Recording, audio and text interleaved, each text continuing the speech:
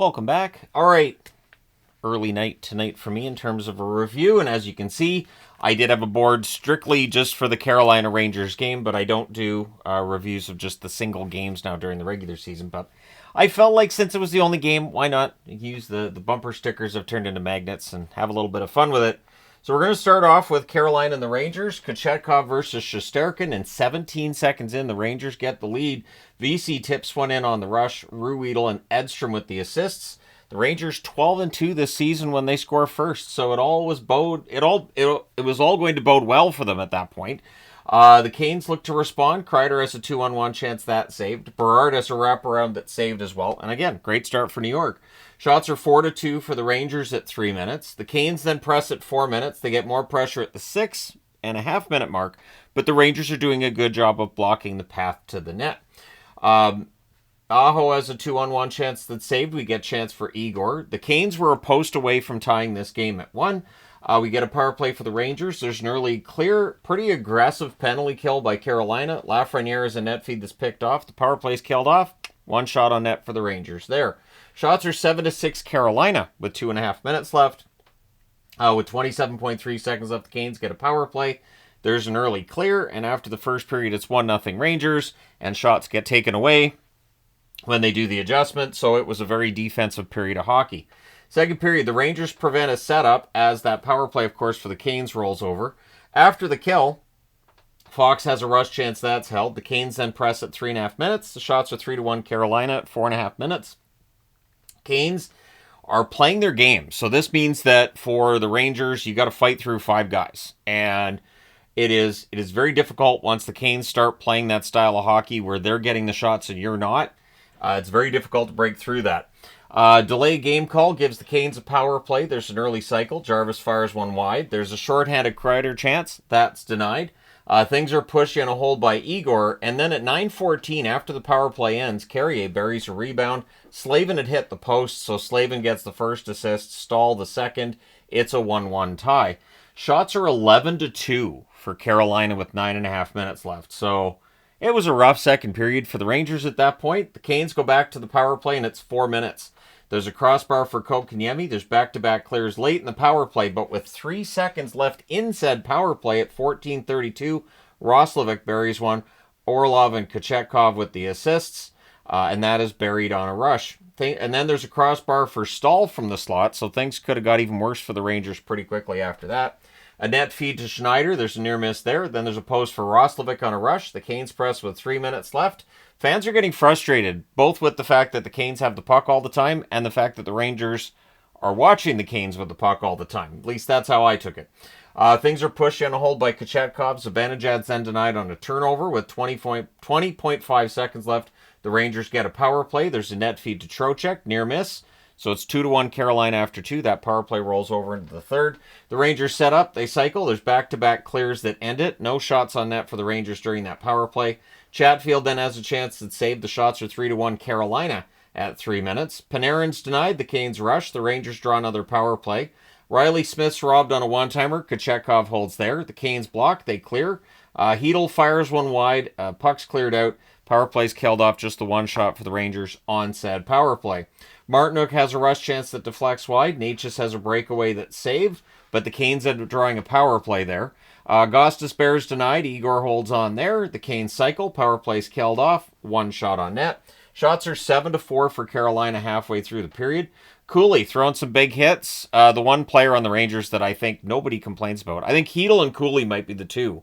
If I had to go with 2 that I don't think I've ever seen complaints about. And I know somebody's going to say, what about Adam Fox? He's not human. So, Cooley with some big hits. The Rangers press with 6.5 minutes left. There's a near miss for Berard. The goalie pull happens with 2.5 minutes left. And at 18:18, Aho scores from Svechnikov and Kochetkov. So Kochetkov with a couple of helpers today. That makes it 3-1. With a minute and a half left, the Rangers get a power play. They pull the goalie for the 6-on-4. They're unable to generate a goal out of that. And so the Bluebirds close this out. The Rangers are back. It is a 3-1 win for Carolina. They go to 21-11-1 with the win. With the loss, the Rangers 16-16-1. Shots on net, 6-5 for Carolina in the first, 16-8 Carolina in the second, 10-9 for the Rangers in the third.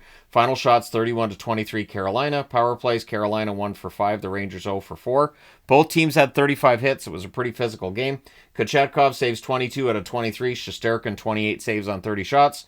Carolina plays in Nashville tomorrow. The Rangers play in New Jersey tomorrow. So let's go ahead and change boards. All right, Battle of Florida. Knight versus Vasilevsky in this one. There's some pushing that gets started in the first minute. These teams don't like each other. And yet there were fewer hits in this one than there were in the first game that I was telling you about. So the pushing starts in the first minute. The Panthers press at 3 minutes. Shots are 2 apiece at 4 minutes. This was a pretty evenly played game through a lot of it. Bennett has a chance that's caught and held. Reinhart with a net feed near miss there. Panthers press at 9 minutes. We get a post for Reinhart. Puck's cleared out. We get a power play for Florida. There's a shorthanded rush by Nick Paul that brings that to an end. So there's just one shot for Florida during that power play. Nick Paul's then denied on a net drive. The Panthers go back to the power play and they score on it. And of course it's Reinhart. One-timer tip top shelf. Ekblad and Tkachuk with the assists at 15:49. But Tampa would answer before the period's done. And it's Nick Paul who had opportunities before this. He goes on a tic-tac-toe play, buries one in close. Hedman and Radish with the assists at 19:54. So the score's 1-1 after the first. Second period, Geekie takes a rough hit. There was no call there. I'm not saying there should have been, just that there wasn't, and some of the fans might have thought there should have been. Bolts have the only shot on net 3 minutes in. Chernak has a rush chance that's saved. Panthers press at 5.5 minutes. Referees told that he sucks for a call that wasn't made. Shots are 3 apiece at 6.5 minutes. Very even game. There's a power play for Tampa. That's killed off. And then Tampa goes back to the power play, and Florida shows what they can do.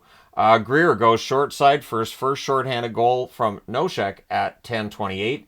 And then Luostarinen on a turnover fast break at 11:09. He also scores shorthanded. So on this Tampa power play, which is then killed off, Florida scores twice. And that's the big change in the game. Panthers press with 3 minutes left. We get 2 minutes of 4-on-4, but it's 3-1 Florida after 2. Third period, there's an early chance for Bennett that's held. Kucherov's denied on a rush. And then at 3:26, Braden Point goes around Spencer Knight on a fast break. It was a nice play there. Gensel and Radish with the assists makes it 3-2. Samoskevich can't bury one in close. The shots are 4 apiece at 6.5 minutes. Verhaeghe has a rush chance. That's held. We get a power play for Tampa. That's killed off. The goalie pull happens with 2:25 left, and at 19:28, Reinhart hits the empty net because it's what he does. Lundell and Barkov with the assists. Florida wins this one 4-2. These teams will have a rematch tomorrow with Florida as the home team. 22-11-2 is the record for Florida with this win. With the loss, Tampa drops to 18-11-2 on the season. Shots on net, 10 apiece in the first, 9-3 Florida in the second, 8-6 Tampa in the third. Final shots, 25-21 Florida. Power plays, the Panthers 1 for 2. Tampa Bay 0 for 3. The hits, 26-24 for Florida. Spencer Knight, 19 saves on 21 shots. Vasilevsky, 21 saves on 24 shots. Looking forward to tomorrow's game, although there's 13 games on tomorrow, so I won't be able to see as much of it as I did with today's. All right, next up, the LA Kings and the Washington Capitals. Riddick versus Thompson. There's an early press by the Kings. Edmondson has a one-timer that's held. The shots are 3 apiece at 4 minutes. The teams trade turnovers. The Caps press at 7.5 minutes. Van Riemsdyk has a chance that's held. Turcotte has a rush chance that's blocked. The Caps then get some pressure around the halfway point of the period. Apparently my mouth needs to wake up. But at 10 minutes and 20 seconds after a failed clear, Protas wires one to open the scoring for Washington. Dubois and McMichael with the assist. So at 10:20, Washington has a 1-0 lead. Kings look to respond. There's a crossbar for Kempe on a turnover. Dubois has a rush chance that's blocked. It's 1-0 Washington after 1. Second period, there's an early press by the Capitals. Anderson has a shot that's blocked. The Caps rush the other way. Then there's a delay game call that gives the Kings a power play, and they score on it. Fiala from the right circle on a tic-tac-toe play at 4 minutes and 10 seconds. Kempe and Clark with the assists. It's a 1-1 tie.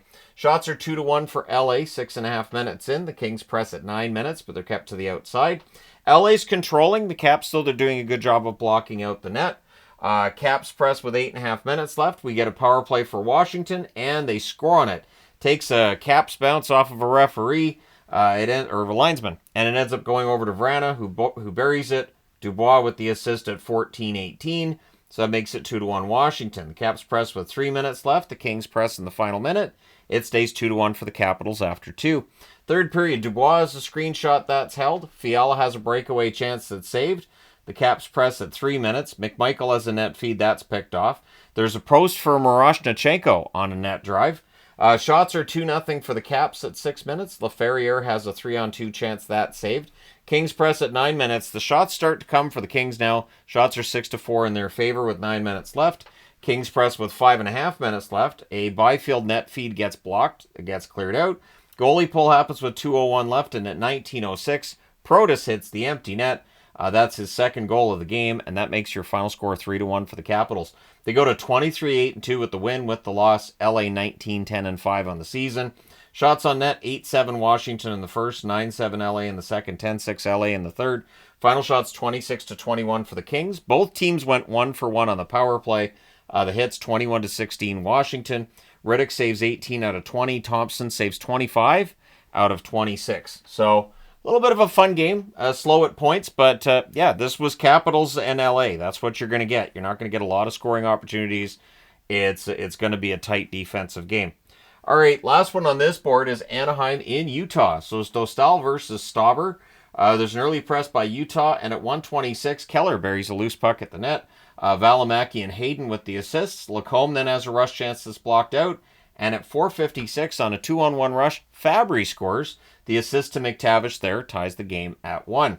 Teams trade rushes. The Ducks press at 8 minutes, but they're kept to the outside. We get a power play for Utah. That's killed off. Stenlund's denied on a net drive. The Ducks press with 6 minutes left. Fabry ends up hitting the post during that. We get a power play for Utah. It lasts 2 seconds before a face-off violation is called. Face-off violations get called. I think this is about the 4th or 5th I've seen so far this year.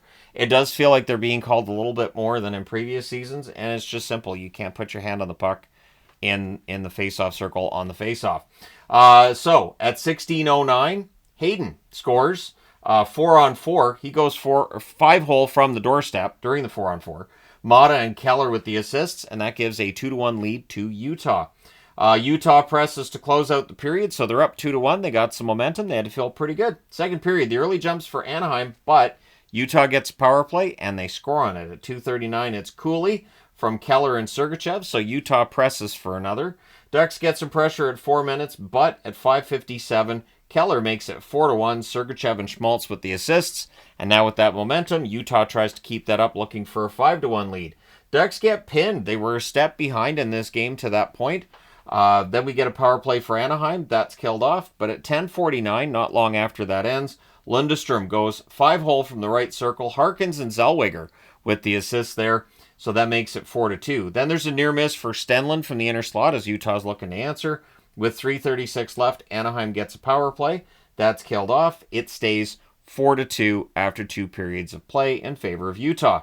Third period, we get a Ducks power play. That becomes a 5-on-3. Then it becomes a 4-on-3. So it's a bit of a parade to the box. Mermis is denied on a break out of the box. Everything ends up being killed off. Utah goes back to the power play. That's killed off as well. Shots are 5-1 for Utah with 9.5 minutes left. Fabry has a net drive that's blocked, and then at 12:35, one just kind of trickles through. Stauber fails to cover it. He wasn't sure where it was, and it just trickles in. Fabry from Gauthier and Minchikov on that one makes it 4-3. Ducks go back to the power play. And at 15:15, they score on it. Leeson roofs one from the slot. Gauthier and Zellweger with the assists. So that makes it a 4-4 tie. Krause to Stenlund gets picked off. We're going to overtime. In the overtime, Stenlund has a rush chance that's defended. Zellweger has a 3-on-2 chance that's saved. Schmaltz fires one high on a rush. We end up going to the shootout. In the shootout, it's McTavish with the shootout winner. And Anaheim goes in, scores a bit of an upset over Utah. 5-4 shootout victory. They go to 13-15-4 with the win. With the overtime or shootout loss, I should say, Utah 16-11-6 on the season. Shots on net 9 apiece in the first, 11-8 Anaheim in the second, 8-7 Anaheim in the third, and 2-1 Anaheim in the overtime. The final shots 30-25 for Anaheim.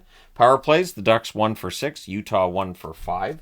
The hits 19-13 for the Anaheim Ducks. Dostal saves 21 out of 25. Stauber saves 26 out of 30. And now I need to go to the third board. I left 2 columns for each game. I didn't end up really needing it. As scoring in the NHL definitely seems to have kind of incrementally just a little bit gone down over the last little while here. So Decord versus Blackwood, just not nearly as many crazy games as we were seeing earlier in the season. So we get an early press by Colorado in this one, but the shots are only one apiece, 4.5 minutes in. The Kraken press at 5.5 minutes, the Avs block. Lekkonen's denied and close. We get a delay game call that gives the Avs the power play. That is killed off. The Avs draw another power play, and they score on this one. It's Makar from Rantanen and McKinnon at 10:05. The Avs then go to a third power play. Makar has a screenshot that's held. That power play's killed off. The Avs press with 6 minutes left. Decord gets shaken up, looked like maybe he had pulled something, but he ends up staying in the net, so he was okay. Beniers has a rush chance that's saved. The Kraken were really fighting the puck in this game until at 17:55 on their third shot, McCann wires one from the slot right and Gord with the assist. So even though they've been outplayed badly at that point, it's a tie game. Kraken then press for the lead. It's 1-1 after one. Second period, the Kraken press at a minute and a half. The Avs get some pressure at 3 minutes. And then on a face-off win in the Avs zone, Beniers gets it to Kakko. Kakko's got his first goal as a member of the Kraken at 4:01. Gives Seattle their first lead of the game, which lasts about that long. At 4 minutes and 12 seconds, Nichushkin buries a rebound from McKinnon, clearly on the rush because it's only 11 seconds after Seattle got the lead. Taves then has a rush chance that's held. The teams trade turnovers. There was some sloppy play at that point. Bjorkstrand misses one wide from in close. The Kraken press with 8.5 minutes left. And at 12:01 on a 2-on-1 rush, Kiviranta roofs one, Rantanen with the assist. So now it's a 3-2 lead for Colorado. Avs press for another. There's a near miss for O'Connor. The Kraken rush with a minute and 14 seconds left. The Avs get a power play, so that rolls over into the third period. Seattle finishes the kill. Kakko can't bury one in close. He was looking for his second of the game. We get a post for Evans as the Kraken press as well. Shots are one apiece 3 minutes into the period. Schwartz is denied on a breakaway. Middleton has a shot that's held as the Avs press. The Avs press again at 6.5 minutes. I'm just looking at something on the board. I wanted to make sure I didn't write the wrong name down, and I didn't. It was something I was thinking of before I did this video, and then I remembered I forgot to check the board. It doesn't matter. So, Middleton has a shot that's held as the Avs press. The Avs press at 6.5 minutes. We get a power play drawn by Seattle. That's killed off. Montour has a slapper that's blocked as the Kraken press. The goalie pull happens with 2:45 left, and at 17:26, Kiviranta hits the empty net for a second goal of the game. So they pull the goalie again, and at 18:28, Kiviranta hits the empty net again. That is his first career hat trick. Kelly and Makar with the assists. So the final score in this one's 5-2. Colorado goes to 21-15 on the season. Seattle 15-19-2. 5-game losing streak headed into the Christmas break. Not a great way for that to end off. Shots on net favored Colorado the whole way. 9-3 in the first, 10-7 in the second, 10-9 in the third. Final shots 29-19 for Colorado. Power plays Seattle 0-1, Colorado 1-4. The hits 29-14 Seattle. Decord saves 24 out of 27. Blackwood, not busy, but he was good. 17 saves on 19 shots. All right, last game of the night. Ottawa and Edmonton. Of course, Ottawa came into this one with a big winning streak. Did it continue? Let's go through. Ullmark versus Skinner in this one. Henrique has a net drive chance that's saved. McDavid has a rush chance then that's saved as well. Delay a game call gives the Oilers the power play. Not only did Ottawa kill that off, no shots for Edmonton during that power play. We get 2 minutes of 4-on-4. Halfway through the period, the shots are 6-3 for Edmonton. Good forechecking by the Oilers as well, and eventually that works to their favor. After forcing a turnover, McDavid gets it to Arvidsson. He puts the net feed into the net at 14:26. It's 1-0 for the Oilers. More strong Oilers forechecking follows that as well. The Senators get some pressure in the final minute, but it's 1-0 Edmonton after one. Second period, Merrilainen in the net. Ullmark was out, did not return to the game, and they listed it as an upper body injury. Initially, the speculation from the announcers was that, the flu bug's going through various NHL teams right now, so that might have been it, but no, upper body injury. And 25 seconds in on a turnover, Cousins ties the game, meaning Merrilainen's the goalie of record at that point. We get a power play for the Oilers. That's killed off. The shots are 2 apiece, 5 minutes into the period. Oilers press at 7.5 minutes. We get a power play for Ottawa. A shorthanded rush by Podkolzin helps to finish that out.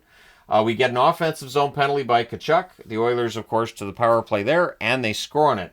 It is Hyman putting a loose puck into the net. Arvidsson and Draisaitl with the assists at 14:04. Jeff Skinner's then denied on the next shift. Sens press with 4.5 minutes left, and with 3:35 left, the Oilers get a 4-minute power play. So that rounds out the rest of the period. Ottawa did a pretty good job killing that, and so it's 2-1 after 2 periods of play. To start the third period, the Sens finished the kill, but not long after at 1:38, Henrik roofs one. He scores from Janmark and Brown, makes it 3-1. Then a net feed to Podkolzin. There's a near miss as the Oilers are looking for more. Shots are one apiece at 5 minutes. Skinner fires one high on a 3-on-2. Stützle has a rush chance that's held. The shots are 3-2 for the Sens with 7.5 minutes left, showing just how at a premium the shots were in the third period at that point. Hyman has a rush chance, or fast break, I should say, that is saved. Gaudette has an opportunity that's held. The teams exchange rushes. Kulak prevents a Batherson goal. That was going to happen, and he got his stick in the way to make sure it didn't. With 3:21 left, the goalie pull takes place. Ottawa would call a timeout with 2:26 left. Whatever they discussed does not work. Edmonton hangs on. They win this one 3-1. They go to 21-11-2 with the win. With the loss, Ottawa 18-14-2 on the season. Shots on net, 7-6 Edmonton in the first, 10-7 Edmonton in the second, 9-4 Ottawa in the third. Final shots are 22-21 for the Sens. Power plays, Ottawa 0-1, Edmonton 1-5. The hits 16-11 for Ottawa. Ullmark saves 6 out of 7 before he's relieved by Marilainen, who saved 12 out of 14. Skinner saves 21 out of 22. Another good, solid game for Stuart Skinner as he continues to improve his statistics for the Oilers. So there you go. You're all caught up. Let me know your thoughts in the comment section below as always. Don't forget to hit like and subscribe in the event you may not have done so already. Thank you guys so much for all your support as always. I will talk to you again soon.